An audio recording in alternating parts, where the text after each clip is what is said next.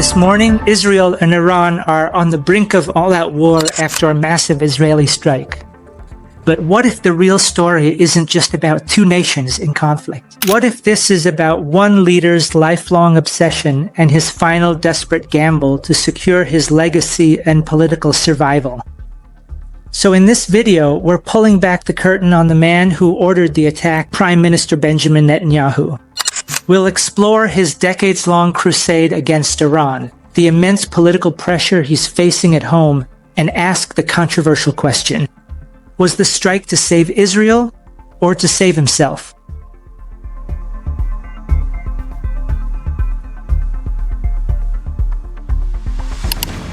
Never miss an episode and get the story behind the headlines by subscribing and ringing the bell. To understand today's attack, you have to understand Benjamin Netanyahu.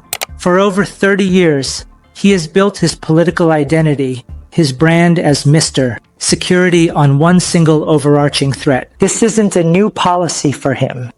It's a personal crusade. You might remember his now famous speech delivered in 2012 at the United Nations, where he dramatically held up a cartoon drawing of a bomb as a visual aid to illustrate just how close, in his view, Iran was to achieving nuclear capability. For years, he has warned, lobbied foreign leaders, and prepared his nation for this exact moment. For Netanyahu, a nuclear Iran isn't just a threat. It's an existential challenge to the state of Israel and a defining challenge to his own leadership. Every political move, every speech has been building towards potential confrontation. The question was never if he would act, but when and how. And so, after years of warning and political maneuvering, Netanyahu finally made his move. In the early hours of Friday, June 13th, Operation Rising Lion was launched. This wasn't a minor skirmish. It was a full frontal assault on the heart of Iran's power structure. Airstrikes hit the Natanz nuclear facility, the Parchin military complex, and other key sites. But the targets were also personal.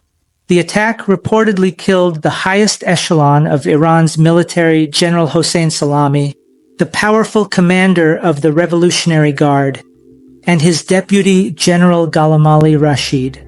This was the Netanyahu doctrine put into action, a decisive, preemptive strike designed to cripple his greatest adversary. But carrying out this lifelong plan at this specific moment comes with enormous risk, and raises even bigger questions about his true motivations. This leads us to the central debate. Was this the act of a responsible statesman or a reckless political gambler? First, the case for the statesman. To be fair, the official argument is compelling.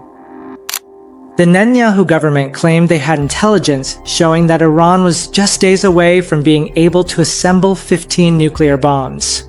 Faced with that kind of imminent existential threat, they argue that any leader would be forced to act to protect their people.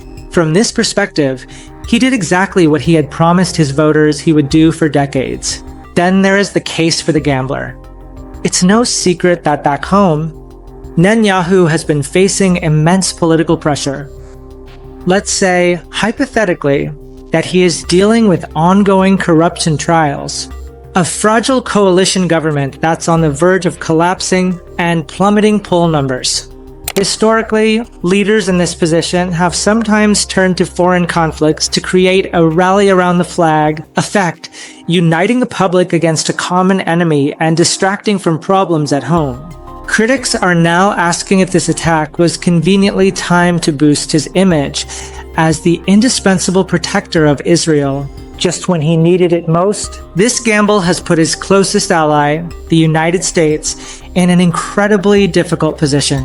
While the White House insists it wasn't involved, figures like Senator Jack Reed have called the strike a reckless X, showing that even in Washington, there are serious doubts about the wisdom and motive behind Netanyahu's decision.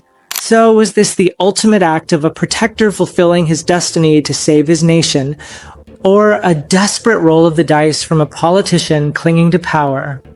The truth is likely somewhere in between, a complex mix of ideology and political calculation. But what is certain is that the consequences of his decisions are now very real. Global markets are shaking, the world is on edge, and the Middle East is closer to a regional inferno than it has been in decades.